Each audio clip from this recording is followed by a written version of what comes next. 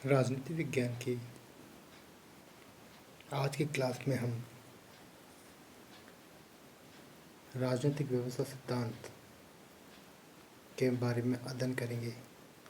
इसमें हम David Easton द्वारा प्रतिपादित व्यवस्था सिद्धांत के बारे में भी अध्ययन करेंगे। जो व्यवस्था सिद्धांत है, इसके संबंध में सबसे पहले जो अग्रणी विद्वान है उनमें डेविड ईस्टन का नाम आता है, जिन्होंने 1953 में एक पुस्तक प्रकाशित की जिसका नाम द पॉलिटिक्स सिस्टम है। इसके अंतर्गत इस सिद्धांत की व्याख्या की। जो व्यवस्था सिद्धांत है या व्यवस्था शब्द है वह भौतिक विज्ञान से लिया गया है। भौतिक विज्ञान में व्यवस्था का अर्थ सुपरिभाषित अंतःक्रियाओं के समूह से है। सुपरिभाषित अंतःक्रियाओं के समूह से जिसकी सीमाएं निश्चित की जा सकती हों। शाब्दिक अर्थ में परिभाषा के रूप में व्यवस्था का अर्थ है जटिल संबंधित वस्तुओं का समग्र समूह, विधि संगठन पद्धति के निश्चित सिद्धांत तथा वर्गीकरण का सिद्धांत, अर्थात एक व्यवस्था संगठित होनी चाहिए अथवा उसमें संगठन हो, उसके अंग संबंध हो। सभी अंग एक दूसरे से संबंधित हो तो वह व्यवस्था विद्यमान है। कहने का मतलब है सभी अंग एक दूसरे से व्यवस्थित हैं, संबंधित हैं, तो वहाँ पर एक प्रकार की व्यवस्था विद्यमान है। अब इस व्यवस्था के 3 गुण हैं, जिनमें पहले में आता है व्यापकता।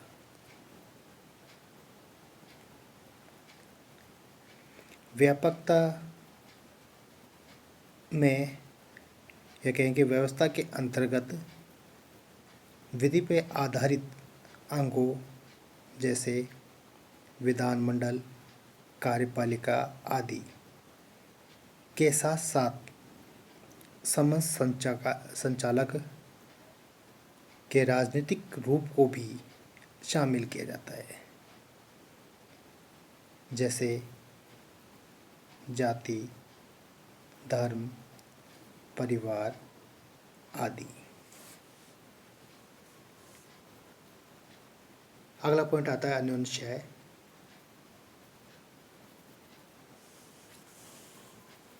जब व्यवस्था के एक अंग के गुणों में परिवर्तन होता है या आता है तो उसका प्रभाव अन्य इकाइयों पर पड़ता है।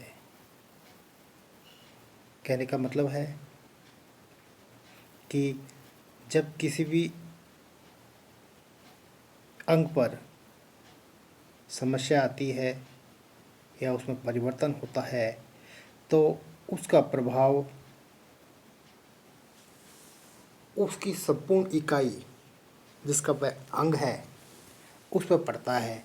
या साधारण भाषा में हम कहें तो जैसे हमारा शरीर है, शरीर के किसी अंग में कुछ बीमारी होती है, कुछ परिवर्तन होता है तो उसका प्रभाव पूरे संपूर्ण शरीर पर पड़ता है।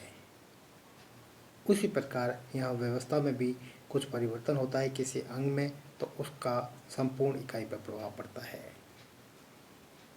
अगला पॉइंट सीमाएं।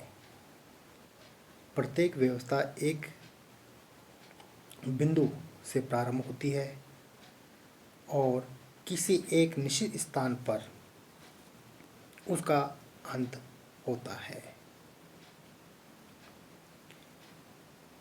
अब इसकी परिभाषाओं में डेविड ईस्टन है, वो कहते हैं कि किसी समाज में पारस्परिक क्रियाओं की ऐसी व्यवस्था जिसमें उस समाज में बाध्यकारी या अधिकारितापूर्ण नीति निर्धारण होती है, राजनीतिक व्यवस्था कहा जा सकता है। अगली परिभाषा में आर्मंड व पावेल के अनुसार राजनीतिक व्यवस्था समाज में व्यवस्था बनाए रखने और जो मांग है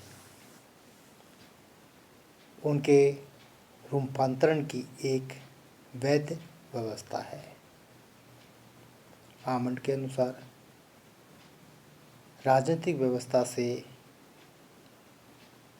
इसके जो अंग हैं उनकी निर्भरता और इसके पर्यावरण में किसी न किसी प्रकार की सीमा का बोध होता है। राजनीतिक व्यवस्था समाज में व्यवस्था बनाए रखने और मांगों के रूपांतरण की एक व्यवस्था है तथा जिसके अंतर्गत शक्ति, नियम और सत्ता महत्वपूर्ण मात्रा में अंतर्ग्रस्त होती है। इसमें वे सभी क्रियाएं सम्मिलित रहती हैं जो बाध्यकारी शक्ति के प्रयोग को प्रभावित करती हैं। इसमें राजनीतिक, गैर राजनीतिक सभी प्रकार की संस्थाएं सम्मिलित होती हैं। इसके पश्चात राजनीतिक व्यवस्थाओं की जो विशेषताएं हैं वो आती हैं, जिसका अध्ययन हम अगली क्लास में करेंगे।